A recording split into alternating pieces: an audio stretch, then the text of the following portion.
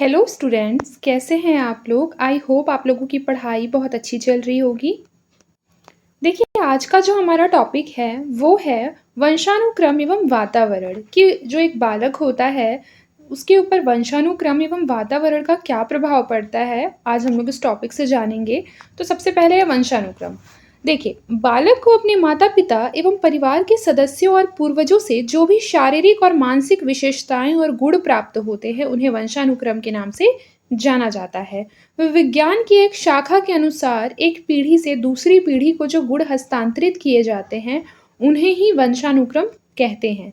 James Drever जो कि एक विद्वान है, वह कहते हैं कि माता पिता की शारीरिक एवं मानसिक विशेषताओं का संतानों में हस्तांतरित होना ही वंशानुक्रम है। मतलब हमारे जो माता पिता हैं उनसे जो गुण हमको मिलेंगे शारीरिक और मानसिक रूप से, वह क्या कहलाएगा, वंशानुक्रम कहलाएगा। फिर देखिए, लिखा है इस प्रकार वंशानुक्रम के गुण माता पिता के द्वारा उनके बच्चों में हस्तांतरित होते हैं, जबकि विकास मानव और उसके वातावरण की अंतःक्रिया के परिणाम पर निर्भर करता है। मतलब कि जो मानव का विकास है उसके लिए सबसे इम्पोर्टेंट होता है उसका वातावरण। उसके चारों ओर जो वातावरण है कहीं ना कहीं वह मानव के विकास में सहायक होता है। और वंशानुक्रम माता पिता से हमें प्राप्त होते हैं या हमारे पूर्वजों से हमें प्राप्त होते हैं, यही इस पैरा में बोल रहा है। अब देखिए वंशानुक्रम के सिद्धांत या नियम यानी प्रिंसिपल्स ऑफ हेरिडिटी। देखिए, लिखा है सबसे पहला कि बीज कोश की निरंतरता का नियम किसने दिया था, बीजमैन ने दिया था। समानता का नियम किसने दिया है, गोडार्ड ने दिया है। देखिए, इस तरीके का जो एमसीक्यू है वो काफ़ी ज़्यादा पूछा जाता है। क्वेश्चन में वन लाइनर पूछ देगा आपके पेपर 1 में कि समानता का नियम निम्नलिखित में से किस विद्वान के द्वारा दिया गया है। ऑप्शंस में रहेंगे बीजमैन, गोडार्ड और गॉल्टन, लेमार्क। तो आप लोगों को पता होना चाहिए गोडार्ड जो है वो समानता का नियम दिए हैं। फिर है जैव सांख्यिकी का नियम किसने दिया है, गॉल्टन ने। अर्जित गुणों के संक्रमण का नियम किसने दिया है, लेमार्क एवं मैकडूगल ने।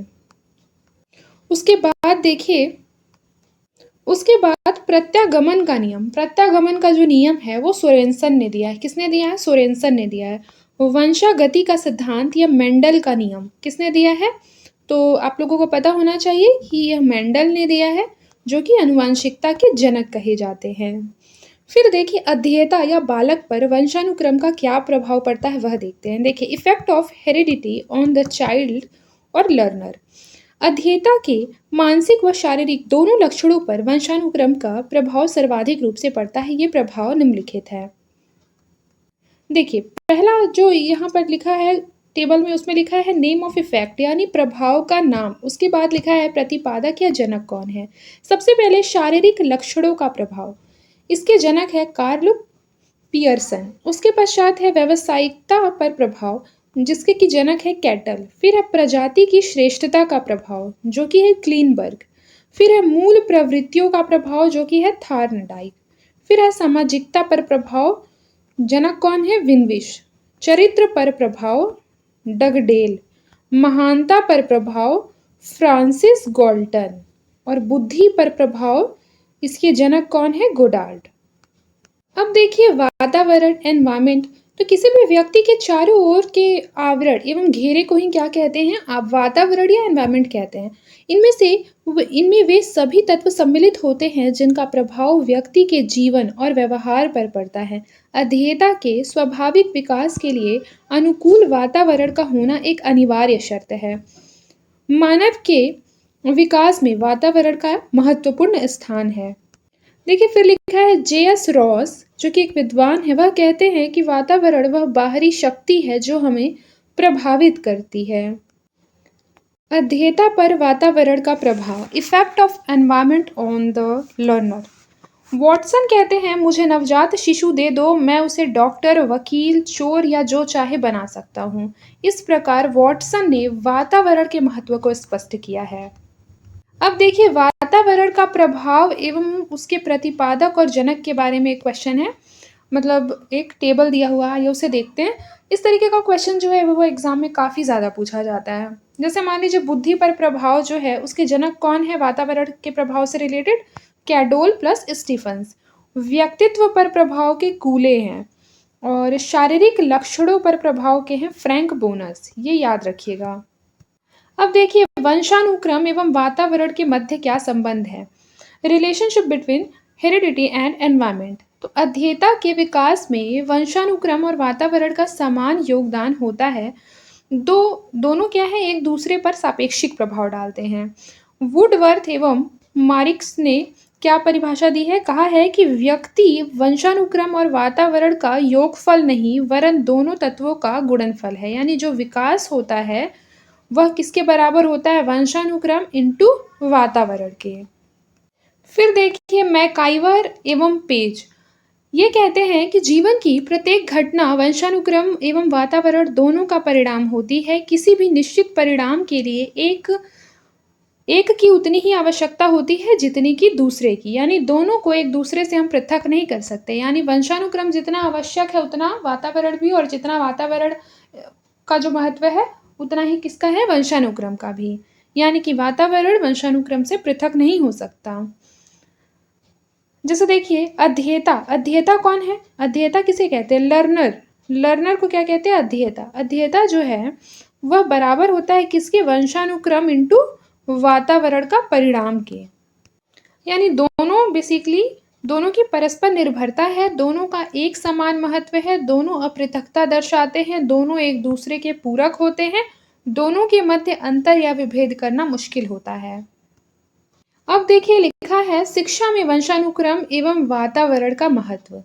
सबसे पहले है वंशानुक्रम का महत्व और फिर है वातावरण का महत्व। देखिए मूल प्रवृत्तियों में अंतर, वंशानुक्रम का क्या महत्व हो जाता है, मूल प्रवृत्तियों में अंतर। और वातावरण का महत्व है कि अध्येता के लिए अनुकूल वातावरण का ज्ञान। फिर है शारीरिक विभिन्नताओं का ज्ञान, शारीरिक विभिन्नताओं का ज्ञान वंशानुक्रम में होता है। फिर है अध्येता के सीखने में अंतर आता है वंशानुक्रम से, और अध्येता पर परिवार के प्रभाव का ज्ञान, यानी परिवार उसको जो माहौल देती है अध्येता को, उसका उस पर क्या प्रभाव पड़ता है। फिर है वंशानुक्रम के महत्व में कि पीढ़ियों में होने वाले आनुवांशिक लक्षणों का हम जान सकते हैं।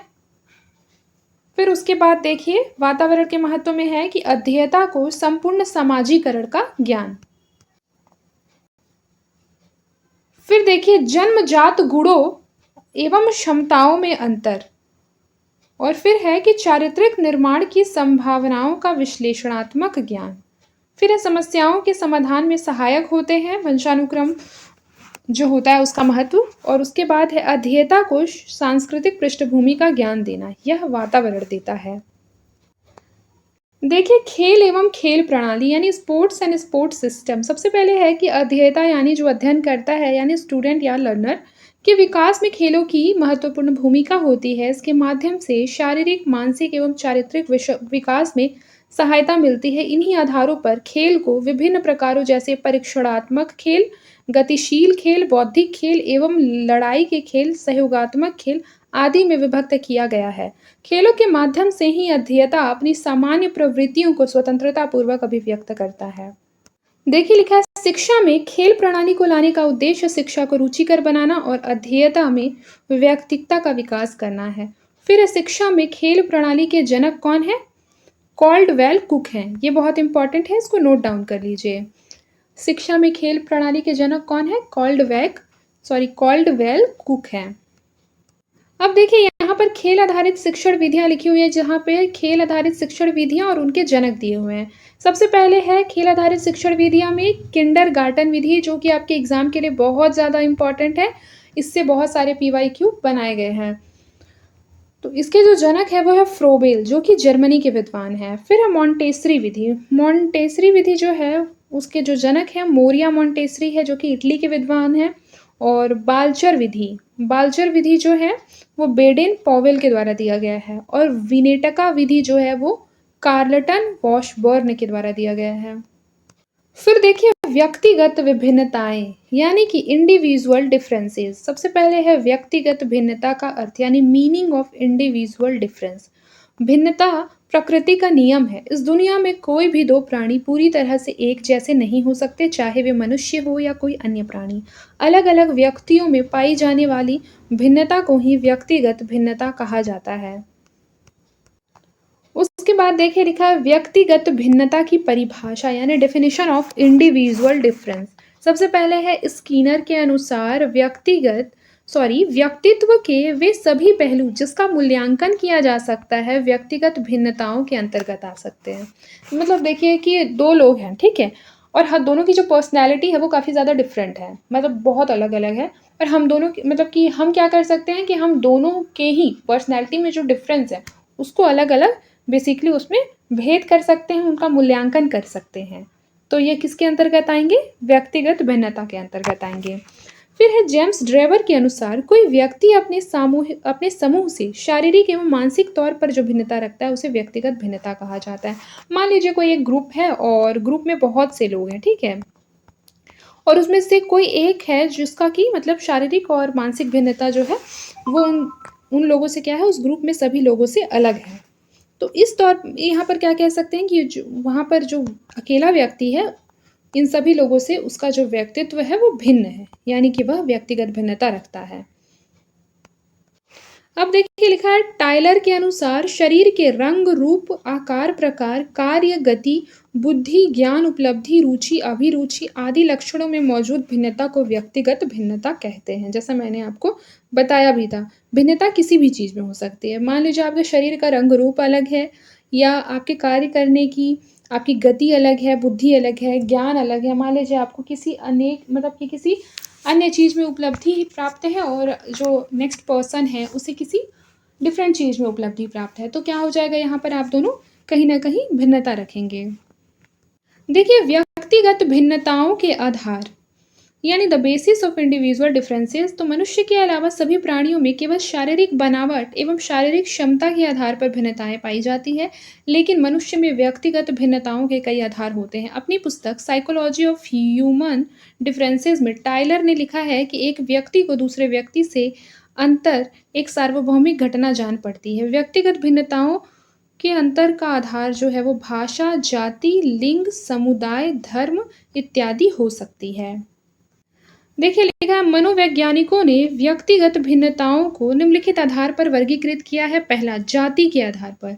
तो समाज में जाति एवं नस्ल संबंधी भिन्नताएं पाई जाती है। विभिन्न जातियों के रहन सहन, खान पान एवं उनकी संस्कृति आदि में अंतर होता है। कोई जाति विद्या अर्जन करने के लिए प्रसिद्ध होती है तो किसी को युद्ध लड़ने के लिए जाना जाता है। फिर देखिए दूसरा हो जाएगा धर्म के आधार पर। फिर तीसरा हो जाएगा अभिवृत्ति के आधार पर, यानी किसी भी 2 व्यक्ति की अभिवृत्ति एक समान नहीं हो सकती। प्रत्येक व्यक्ति की जो अभिवृत्ति और रुचि होती है वो अलग-अलग होती है। ये ज़ाहिर-सी बात है, स्वाभाविक-सी बात है। फिर है भाषा के आधार पर, फिर है लिंग के आधार पर और समुदाय के आधार पर। अब लिखा है व्यक्तिगत भिन्नताओं के प्रकार यानी टाइप्स ऑफ इंडिविजुअल डिफरेंस। सबसे पहले स्कीनर ने व्यक्तिगत भिन्नता के अंतर्गत 3 लक्षणों को शामिल किया है। पहला बुद्धि, फिर है शारीरिक एवं विकासात्मक भिन्नताएं, उसके पश्चात है उपलब्धि। टाइलर ने व्यक्तिगत भिन्नता के अंतर्गत इन भिन्नताओं को रखा है बुद्धि में व्यक्तिगत भिन्नता, बुद्धि में व्यक्तिगत भिन्नता, उसके पश्चात है विद्यालय उपलब्धि में व्यक्तिगत भिन्नता, विशेष अभिक्षमताओं और अभियोग्यताओं में व्यक्तिगत भिन्नता, और फिर है व्यक्तित्व में व्यक्तिगत भिन्नता, संज्ञानात्मक शैली में व्यक्तिगत भिन्नता। अब आइए प्रमुख व्यक्तिगत भिन्नताओं के बारे में थोड़ा डिटेल में पढ़ लेते हैं। सबसे पहला हो जाएगा शारीरिक भिन्नता। शारीरिक भिन्नता में कई पहलू आते हैं। कद का छोटा होना या लंबा होना, सांवले या गोरे रंग का होना, मोटा, पतला या कमजोर इत्यादि विभिन्न शारीरिक व्यक्तिगत भिन्नताएं होती हैं। दूसरा हो जाएगा बौद्धिक भिन्नता। जहाँ कुछ बच्चे प्रतिभाशाली होते हैं, वहीं कुछ मंदबुद्धि और उदासीन बुद्धि वाले भी होते हैं, जबकि कुछ सामान्य बुद्धि वाले भी होते हैं। सामान्य बुद्धि वाले बच्चों की संख्या जो होती है वो अधिक होती है। फिर देखिए लिखा है व्यावहारिक भिन्नता। हर बच्चा अलग-अलग लोगों के समक्ष अलग-अलग व्यवहार करता है। जैसे कि देखिएगा आप लोग जो बच्चे होते हैं वो अपने दोस्तों के साथ अलग व्यवहार करते हैं, टीचर्स के साथ अलग व्यवहार करते हैं और पेरेंट्स के साथ अलग व्यवहार करते हैं। उसी तरीके से यहाँ कह रहा है। फिर देखिए उपलब्धि में व्यक्तिगत भिन्नता। उपलब्धि में व्यक्तिगत भिन्नता में क्या होगा? उपलब्धि परीक्षणों के आधार पर यह पता चलता है कि प्रत्येक बच्चा उपलब्धि क्षमताओं में भिन्न होता है। यह भिन्नता पढ़ने, लिखने, गणित सीखने आदि में स्पष्ट रूप से देखी जा सकती है। फिर देखिए लैंगिक भिन्नता, पुरुषों और स्त्रियों में लैंगिक भिन्नता होती है, हालांकि अधिगम के क्षेत्र में बच्चे बालिकाओं में भिन्नता नहीं पाई जाती। फिर है भाषागत भिन्नता, भाषा एक कौशल है, भाषा का विकास मनुष्य के जन्म से ही प्रारंभ हो जाता है। भाषा के विकास में शारीरिक, मानसिक, सामाजिक, अनुकरण व मनोविज्ञान जैसे अनेक कारकों की भूमिका होती है। किसी बच्चे की संप्रेषण शक्ति अत्यधिक प्रभावशाली होती है तो कोई इसमें उतना कुशल नहीं होता है। देखिए लिखा है पारिवारिक एवं सामुदायिक भिन्नता। मानव का व्यक्तित्व अपने परिवार एवं समुदाय से सर्वाधिक प्रभावित होता है। जाहिर सी बात है, जो मानव का जो व्यक्तित्व होगा, किसी भी बालक का जो व्यक्तित्व होगा, वह अपने परिवार और आसपास के वातावरण से सदैव प्रभावित होगा। हर व्यक्ति के परिवार का जो माहौल होता है वो अलग अलग होता है। माहौल का अंतर आर्थिक भी हो सकता है, सामाजिक हो सकता है, भौगोलिक सांस्कृतिक कारणों से भी हो सकता है। फिर देखिए संवेगात्मक भिन्नता। कुछ बच्चों में संवेगात्मक भिन्नता होती है, यानी कि कुछ चिड़चिड़े होते हैं, कुछ शांत होते हैं, जबकि कुछ प्रसन्नचित्त रहते हैं तो कुछ उदास प्रवृत्ति के होते हैं। और ये ह्यूमन नेचर है, इसमें कोई ऐसी टैबू वाली बात नहीं है, कुछ खराब बात नहीं है। हम सब एक तरीके से बोला जाए तो डिफरेंट है, सब में कुछ अच्छाइयाँ और कुछ बुराइयाँ हैं। कोई भी ऐसा नहीं है जो बुराइयों से रहित हो और कोई भी ऐसा नहीं है जो अच्छाइयों से रहित हो। 1% की ही अच्छाई होगी, लेकिन अच्छाइयाँ भी सब में होती हैं और बुराइयाँ भी सब में होती हैं। फिर देखिए अभिवृत्तिक भिन्नता। कुछ बच्चे पढ़ाई में अत्यधिक रुचि लेते हैं, कुछ बच्चे सिर्फ परीक्षा पास करने के लिए पढ़ते हैं। ऑब्वियस सी बात है, किसी को पढ़ने में काफ़ी ज़्यादा इंटरेस्ट होता है, लेकिन कुछ बच्चे चाहते हैं कि बस पासिंग मार्क्स आ जाए। किसी को साहित्य पसंद होता है, किसी को विज्ञान और किसी को सामाजिक विज्ञान, तो किसी को गणित पसंद होता है। इस तरह अभिवृत्ति के आधार पर व्यक्तिगत भिन्नता देखने को मिलती है। अब देखिए व्यक्तित्व के आधार पर भिन्नता। कोई बच्चा अंतर्मुखी होता है तो कोई बहिर्मुखी होता है। सामाजिक स्तर पर देखा जाए तो किसी व्यक्ति के व्यक्तित्व का प्रभाव उसकी योग्यता एवं बुद्धिमत्ता से ज़्यादा होता है। टाइलर के अनुसार व्यक्ति की योग्यताओं की बजाय व्यक्तित्व की भिन्नताएं ज़्यादा प्रभावित करती है। फिर है विशेष अभिक्षमताओं और अभियोग्यताओं के आधार पर व्यक्तिगत भिन्नता। विशेष अभिक्षमता से तात्पर्य बच्चे की ऐसी शक्ति से है जिसके द्वारा वह किसी व्यवसाय या विद्यालय के किसी विशिष्ट विषय में विशेष सफलता अर्जित करता है। बौद्धिक क्षमताओं में अंतर होने की वजह से व्यक्तिगत भिन्नता पाई जाती है। यह अंतर अभियोग्यताओं में भी देखा जाता है। शिक्षा के क्षेत्र में व्यक्तिक भिन्नता का महत्व। कल हम लोगों ने पढ़ा था कि व्यक्तिक भिन्नता क्या होता है।